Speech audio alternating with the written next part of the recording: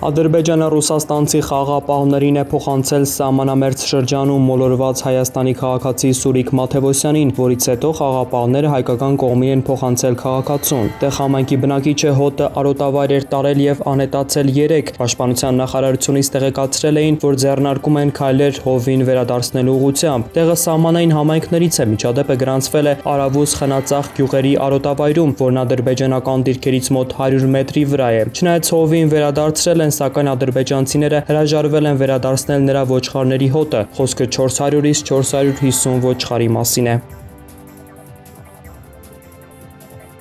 Հայաստանի եւ Թուրքիայի հատուկ ներկայացուցիչների առաջին հանդիպումը կկայանա այսօր Մոսկվայում։ Հայաստանի հատուկ ներկայացուցիչը ազգային ժողովի փոխնախագահ Ռուբեն Ռուբինյանն է։ Թուրքիայի հատուկ ներկայացուցիչը Միացյալ Նահանգներում Թուրքիայի նախկին դեսպան Սերդար Քլեչը։ Արտգործնախարարությունից 3 հորդորել էին ավելորդ սպասելիքներ չունենալ այս հանդիպումից, քանի որ այն առաջինն է եւ ըստ էության ճանաչողական։ Հայաստանի արտաքին քաղաքական գերատեսչությունը սակայն հույս էր հայտնել, որ Հայաստանն ու Թուրքիան առանց նախապայմանների դիվանագիտական հարաբերություններ կհաստատեն։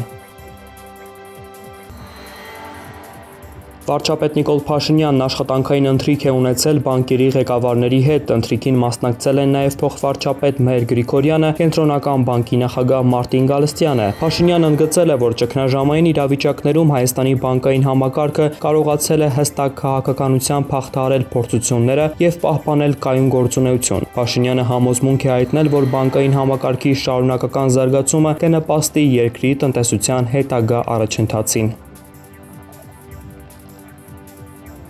Հայաստանի պաշտպանության նախարար Սուրեն Պապիկյանը հանդիպել է Ռուսաստանի հարավային ռազմական օկրուգի հրամանատարի տեղակալ գեներալ-լեյտենանտ Ռուստամ Մուրադովի եւ Արցախում ռուսական խաղաղապահ ուժերի նորանշանակ հրամանատար գեներալ-մայոր Անդրեյ Վոլկովին։ Հանդիպման ընթացքում կողմերը բարձր են գնահատել տարածաշրջանում ռազմաքաղաքական իրավիճակի կայունացման ուղղված Ռուսաստանի ջանքերը, ինչպես նաեւ Արցախում իրականացվող խաղաղապահ առաքելության ընթացքն ու արդյունավետությունը։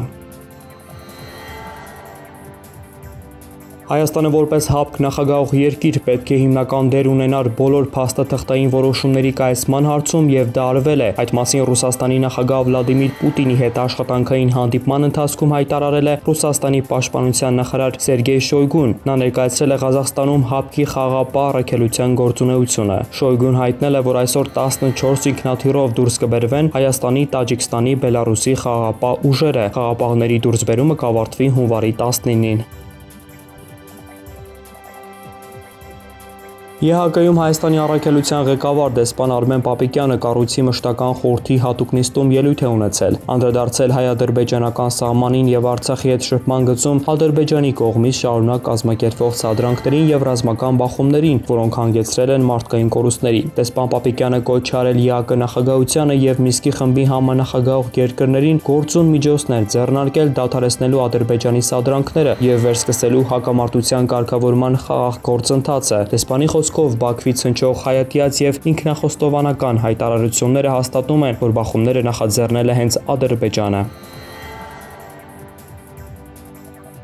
Հայաստանի եւ Ադրբեջանի միջև Ղարաբաղյան 44-օրյա պատերազմին հաջորդած հրադադարը հիմնականում պահպանվել է, բայց պարբերաբար տեղի ունեցող հրաձգությունները իրավիճակն անկայուն են պահել սահմանին, գրում է հեղինակավոր Human Rights Watch իրավապաշտպան կազմակերպությունը 2021 թվականին նվիրված իր զեկույցում։ Բազմաթիվ հայ ռազմագերիներ ենթարկվել են դաժան եւ արժանապատվությունը նվաստացնող վերաբերմունքի եւ խոշտանգումների ադրբեջանական ուժերի կողմից կամ գերեվարվելիս կամ տեղափոխման ժամանակ կամ տարբեր կալանավայրերում կալանքի ընթացքում։ 2021 թվականին Ադրբեջանի կողմից վերադարձվել է շուրջ 100 հայ գերի եւ քաղաքացիական անձ, գրված է իրավապաշտպան կառույցի զեկույցում։ Զեկույցի հեղինակները նկատում են նաեւ, որ հայ-ադրբեջանական շփման գծում միջադեպերը սպառնում են Հայաստանի սահմանային կամ Լեռնային Ղարաբաղի գյուղերի բնակիչների անվտանգությանը։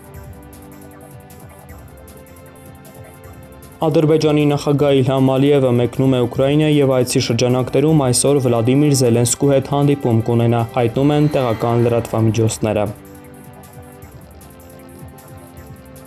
Վարդենիսի համայնքապետի աշխատասենյակի բանալին եւ կնինքն անետացել են, տեղեկությունը հայտնել է Վարդենիս խոշորացված համայնքի ավականու անդամ Միասնական Վարդենիս դաշինքի անդամ Դավիթ Շանազարյանը։ Այստեղ ընտրություններից հետո բարդ իրավիճակ էր ստեղծվել, սակայն այն ի վերջո հանգուցալուծվել էր դեկտեմբերի 30-ին։ Վարդենիսի ավականուն դիմադիր ներկայացուցիչները նիստ էին գումարել եւ քաղաքապետ ընտրել Արոն Խաչատրյանին։ Վարդենիսի համայնքապետի քպական թեկնածու Արամ Մելքոնյանն էլ ընդդիմության առաջարկել էր վայր դնել մանդատները եւ նոր ընտրություն անցկացնել։